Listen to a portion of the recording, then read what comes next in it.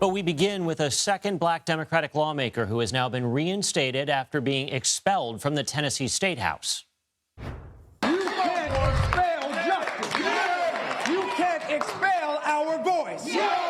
The Shelby County Board of Commissioners unanimously voted to reappoint Justin Pearson to serve as his own interim replacement until the state's upcoming special election. He and Democrat Justin Jones were booted last week after they joined gun reform protesters on the House floor. Senate Democrats sent a letter to the Department of Justice Wednesday calling for an investigation into the expulsions and whether they violated the lawmakers' rights. Mark Strassmann has more from Memphis. No Justin! No peace! No Justin, no peace. This is what democracy looks like. Justin Jones and Justin Pearson. Because this is the democracy that changes the status quo. 2/3 of the Tennessee Three marching supporters through Memphis to the intersection of reappointment and redemption. We need to use the democratic process of reappointment in order to ensure that we send a clear message that we care about the preservation of democracy. What you all see right now is a vote. The Shelby County Commission's vote whether to appoint Pearson as his former district's interim state rep. Unanimously, they said yes.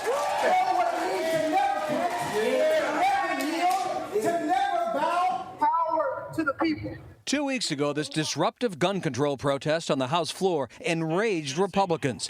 They expelled both Pearson and Jones, a tactic that boomeranged. Ever been on a roller coaster quite like this one? Definitely not. Justin Jones. Nashville's Metro Council gave Jones back his seat on Monday. An hour later, he took a victory lap on the House floor. Are you being treated any differently by the Republicans who wanted you gone? I mean, many of them, some will say hi, some still won't talk to us. I hope that the culture here changes. I hope that democracy thrives, and I hope that we take action to move the state forward. Another development here is bound to upset those Republican lawmakers. Governor Bill Lee, another Republican, has signed an executive order that would expand background checks for gun buyers. He's also pushing legislation that would take guns away from dangerous people. And Chris, what we have here for Democrats is an example of hard-fought progress. Now, Mark, we talked about Senate Democrats calling for a DOJ investigation. What might come out of that? What are they looking for there? Yeah, two U.S. Democratic senators, Schumer and Warnock, essentially want the DOJ to investigate the Republican lawmakers for denying the two Democrats their First Amendment rights, freedom of speech. Now, some of this is probably part of the fallout, the political tug-of-war between the parties.